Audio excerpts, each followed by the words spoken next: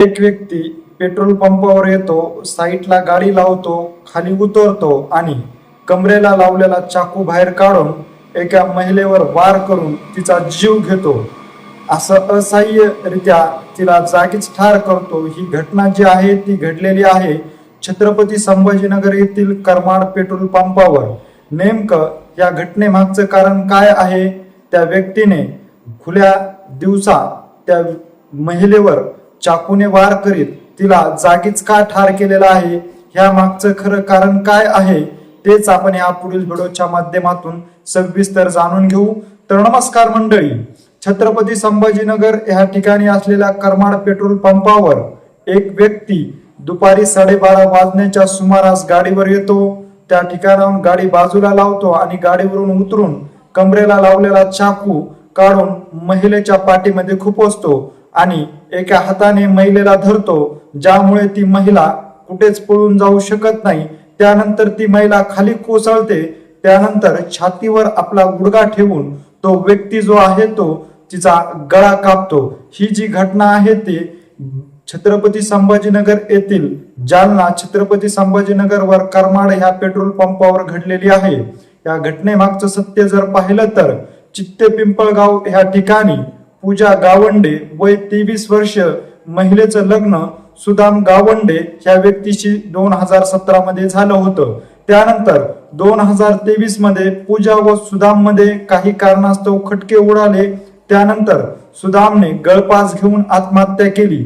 आत्महत्या झाल्यानंतर पूजाला 2 मुलं झाले आणि त्यानंतर पूजा ही विधवा महिला म्हणून जगत राहिली.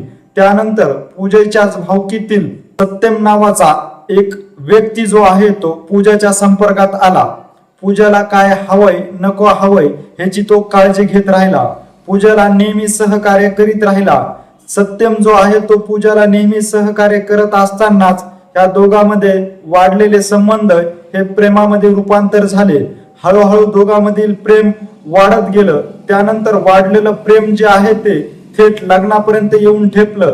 परंतु गावातील भावकी, गावातील व्यक्ती ह्या लग्नाला विरोध करतील, त्यामुळे पूजा आणि सत्यमने थेट 15 नोव्हेंबर 2025 रोजी त्यांनी देवाची आळंदी ह्या ठिकाणी लग्न करून छत्रपती संभाजीनगर येथील कुंभेफळ ह्या ठिकाणी वास्तव्यास राहण्यास सुरुवात केली.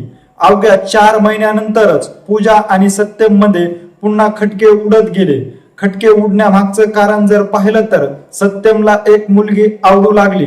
त्यानंतर सत्यम जो आहे तो पूजाला घटस्फोट दे अशी मागणी करत राहिला. पूजाने आपल्या भावकी आणि गावकीच्या विरोधात जाऊन सत्यमशी प्रेमविवाह केलं. त्यानंतर आता याला घटस्फोट दिल्याच्या नंतर लोक काय म्हणतील ह्या भावनेने पूजा नेहमी सत्यमला घटस्फोट देण्यास विरोध करू लागली.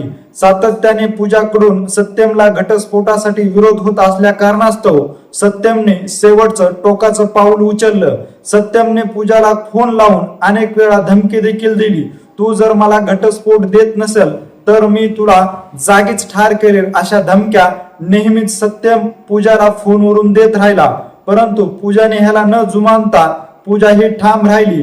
परंतु सत्यमने अखेर पूजा ज्या पेट्रोल पंपावर काम करत होती त्या पेट्रोल पंपावर दिवसभर हेर राखण्याचं काम केलं.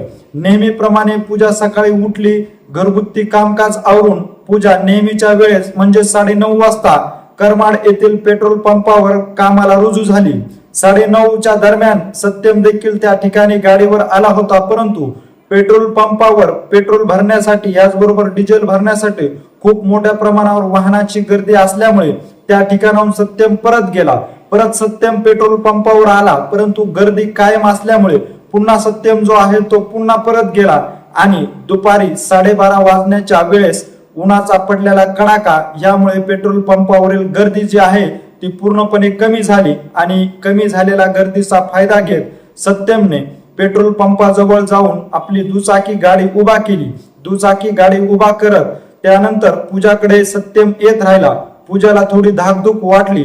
पूजा त्या ठिकाणाहून बाजूला जाण्याच्या तयारीत असतानाच सत्यमने आपल्या कमराला बांधलेला जो चाकू होता तो काढला आणि पूजेच्या पाठीमध्ये खुपसला.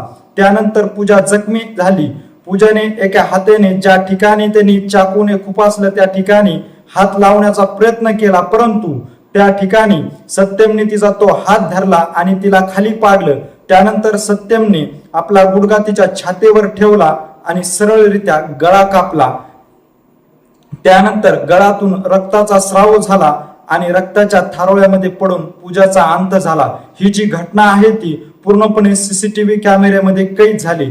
त्या ठिकाणी पेट्रोल पंपाचा मालक जो आहे तो पूजावर ज्या वेळेस सत्यम वार करत होता त्या ठिकाणी जाण्याचा प्रयत्न केला, परंतु चाकूचा धाक दाखवून मालकाला सुद्धा पूजाच्या जवळ येण्यास विरोध करण्याचं काम सत्यमने केलं आणि पूजा जी आहे ती दुपारी 12:30 वाजण्याच्या सुमारास सत्यमने तिला जागीच ठार केल्याची घटना जी आहे ती संभाजीनगर येथील करमाडा पेट्रोल पंपावर घडलेली आहे. सत्यम नेहमीच पूजाला धमकी देत होता, तू मला घटस्फोट दे नाहीतर मी तुला ठार करील, अशी जी संपूर्ण माहिती आहे ती पूजाच्या मैत्रिणींनी दिली.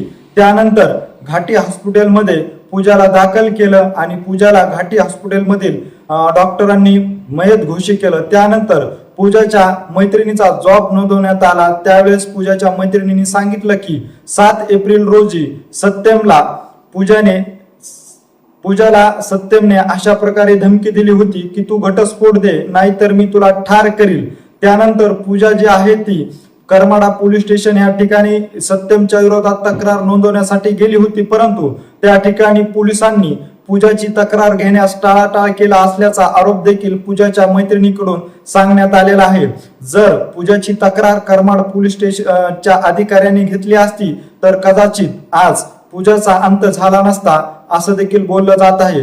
आज जर पाहिलं तर गुन्हेगारीची पार्श्वभूमी दिवसेंदिवस वाढत असताना दुपारी 12:30 वाजण्याच्या सुमारास सत्यम नावाचा व्यक्ती येतो आणि पूजा नावाच्या महिलेवर भर दिवसा चाकूने वार करून तिला ठार करतो. त्यामुळे आता मराठवाड्यातील कायदा सुव्यवस्था कुठेतरी बिघडत चालली असल्याची भावना आता सर्वसामान्य नागरिकातून उपस्थित केली जात आहे. पण याचबरोबर पोलीस जर वेळेवर अशा महिलांच्या जर तक्रारी घेत नसेल तर अशा घटना ज्या आहेत त्या दिवसेंदिवस वाढू शकतात, असा देखील ह्या घटनेनंतर आता प्रश्न सर्वसामान्य नागरिकातून उपस्थित केला जात आहे. सध्या हा जो व्हिडिओ आहे तो सध्या सोशल मीडियावर प्रचंड व्हायरल होत असून सत्यम विरोधात प्रचंड तीव्र लाट देखील निर्माण होत आहे.